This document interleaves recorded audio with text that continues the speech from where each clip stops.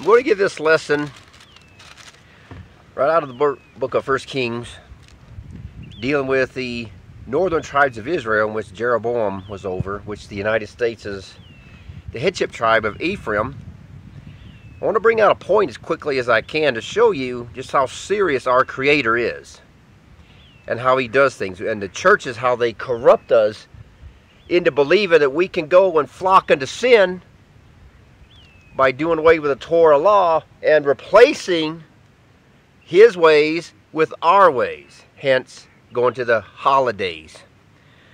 It goes right here in 1233, when the southern and northern kingdom split. Well, the northern kingdom under Jeroboam didn't want his people going down to Jerusalem 3 times a year for the high holy days, so he made an alternative feast day. He made it a month late. Now notice this. So he offered up the altar which he had made in Bethel the 15th day of the 8th month. Now on the 7th day, or the 15th day of the 7th month, is the first day of the Feast of Tabernacles. So he decided, I'm going to do it a month late and do it when I think it should be done. That way the people doesn't go back to the house of Judah and they stay with me, Israel. This is what the U.S. has done through the pagan holidays. Do you see what's going on here? Do you see what's going on with the April 8th eclipse as well? What he's trying to show is these stories. And ordained a feast unto the children of Israel. But notice I'm going to skip right to verse 1 here, 13. And behold, there came a man of Yah out of Judah by the word of the Elohim unto Bethel. And he cried against the altar. This is a pagan altar, like pagan holidays, like someone that's crying against you, Israel, are offering up unto false gods. Yeah, you're trying to keep the Feast of Tabernacles, but you're doing it 1 month late. That's what he's saying. You don't do it late. You do it when the Father says to do it. You do it when He says. But He decided, I'm going to tell you it's on the 8th month. I'm changing it like it's been changed all over. And this prophet cried against the altar and said, O altar, altar, a child shall be born unto the house of David, Josiah by name, and upon you shall they offer the priests of the high places that burn incense upon you, and men's bones shall be burned upon you. Notice this prophet, and he gave a sign. A sign. What are we getting on April 8th? That same day, saying, This is the sign which the Elohim has spoken. Behold, the altar shall be rent, ripped in two. Does this sound like an X to you by any chance? And the ashes that are upon it shall be poured out. Now Jeroboam, make the story short, this guy was a true prophet. And he goes up and he's going to confront him. But when he reaches out his hand, and it shows right here, and his hand which he puts forth against him to do something about it, dried up. So that he could not pull it again to him. His hand dried up. So Jeroboam, please, please, heal me, heal me, heal me. And he prays, long story short, and sure enough, the Father restored his hand. Now notice what's being said. The king said unto this man of Yah, Come home with me and refresh thyself, and I'll give you a reward. Now notice that I'll give you a reward. If you do what's evil, I'll reward you. And the man of Yah said unto the king, If thou will even give me half your house. In other words, you can even give me half of your house, and I'm not going to do it. Now, this man was in the right frame of mind. Now you got to pay close attention to what's going on here. He says, you can give me half of your house, and I still ain't coming in, because I was told I will not go in with you, neither will I eat bread nor drink water in this place. In our day is, come out of the whore and her sins, out of the abominations. Come out of sin. Do not partake of her sins anymore, lest ye receive of her plagues. For it's charged by me, by the word of the Elohim, saying, to eat no bread, nor drink water, nor turn against by the same way that you came. This altar at Bethel, he came against. And the Father confirmed it. And in the sight of the king. And he said, now, I'm not here for your reward. The Father says, don't partake of these sins. No more. But America's not listening. And the church pastors, now here's what I've been trying to say to my Jeremiah teachings. The Father is judging Christianity, and he's showing that judgment is coming through the April 8 eclipse. The book of Amos chapter 8 is flat out saying it. Because of the eclipse, at some point around that, we don't know what day or how it's going to unfold, but that's what it is pointing to. He's going to judge the churches. Now this guy was a true prophet. It doesn't even give him a name here. But he was a true prophet. And the Father did heal the king's hand, and he destroyed the altar and rent it in two. So making a long story short, he didn't partake of the king's offer. That's how Satan works, right? Now here, verse 11, now there dwelt an old prophet in Bethel. Now here's another prophet showing up. Now this guy's doesn't have a name either.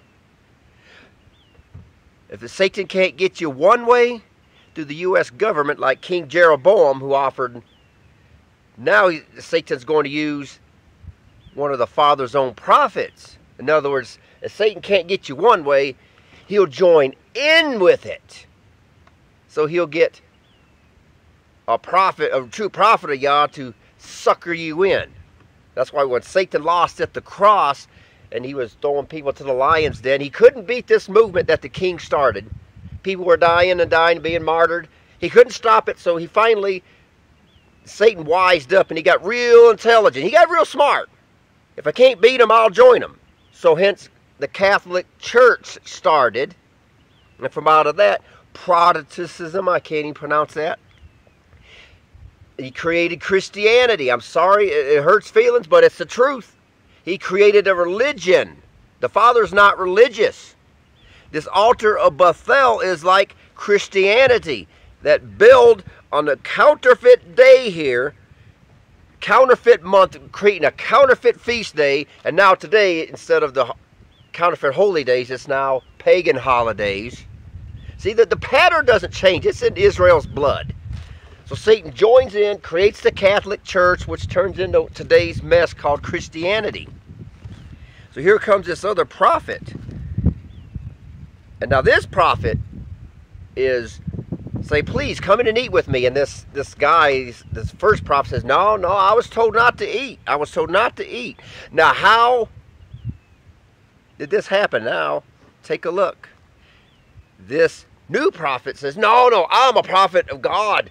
And he told me that you were to come in and eat. Now, here's where people gets off track. The first prophet that did the right thing, he bought into the idea. He did not listen to the Father's command. The Father said, don't eat. Even if a real prophet comes along and tells you to, it's not him you listen to, it's me you listen to. This is where he got it wrong and why most people are getting their teachings wrong. When I can bring out who Babylon is, no, it's not who it is, even though I can prove in simplistic terms what something is, people that I know look at me like I'm some crazy nut, even though I'm showing you plain as day. Now, that's not what it means. That's the same attitude that got this guy, this prophet. So he wound up eating because he thought this other guy, he says, I'm a prophet. Let me find it here. Right here. And he said unto him, I am a prophet also, as thou art. And here we go. And an angel spoke unto me by the word of the Eliam, saying, bring him back with you into thine house, that he may eat bread and drink water. But he lied unto him. There you go. That's what happens with the church. Oh, I have a vision. An angel. I had a dream. I think today we're going to be blessed. But he lied to him. And now this guy, this first prophet, screwed up because he was enticed by someone who looked to be telling the truth, like Pastor so-and-so is doing to you. They're misleading. They're putting on a fake righteousness. It's an act. When the Father says in the Word, plain as day, do this, you don't go do that. And what happened to this prophet? He was killed. The lion tore him in two. And then this prophet that deceived him shows up, and there's his ass looking at him and a lion standing right there, and they're both just staring. Let me go to this. I'm trying to make this short because I can't keep my videos long.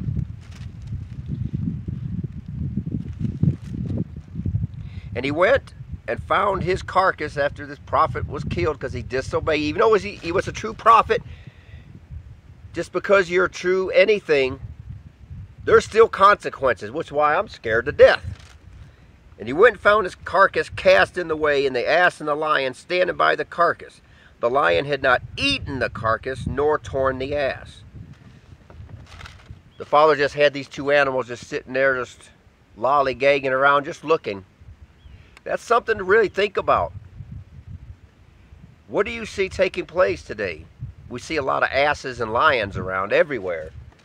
As people in the Christian arena, we got people on all sides just looking at them. Christianity is the laughing stock of planet Earth. You have all these people that look at the churches, and there's a lot of them. I'm sorry, it's just the truth. They're looking upon the carcass of Christianity because all their words are worthless. They're not obeying. Some of them start out good and true, and they buy into the lies later, like this guy lied to them, and they fall and they don't realize it. And now they have people looking at them like the ass and the lion, like, what is going on here? That's what's going on. We're not to fall into deception. This is in 1 Kings chapter 13, this is a story that we need to focus on, because that's us. These are our lessons to come out of Christianity. I'm not saying all Christians are not saved, but come out of the religion and the religious thinking. The Father's not a religion. You're not eating religion. He's not religious. It's time to stop playing church. He's going to separate the true from the false. This prophet was enticed. He was doing great. He was doing real good until he was enticed. When he forgot, like Adam and Eve, he says, don't eat of this tree. Devil walks along. Did he really say that? You'll be as gods, knowing good and evil. In other words, you'll be as Christians interpreting what you think good and evil is, and he's going to be pleased with that. When the Father gives a direct order, we don't disobey it, irregardless who says what. That's the point. And Christianity is full of, we can get away with whatever we want, when we want, do what we want, for whatever reason we want, and the Father's going to be pleased with us. But no, when we do that, we're going to have an ass and a lion looking dead at us.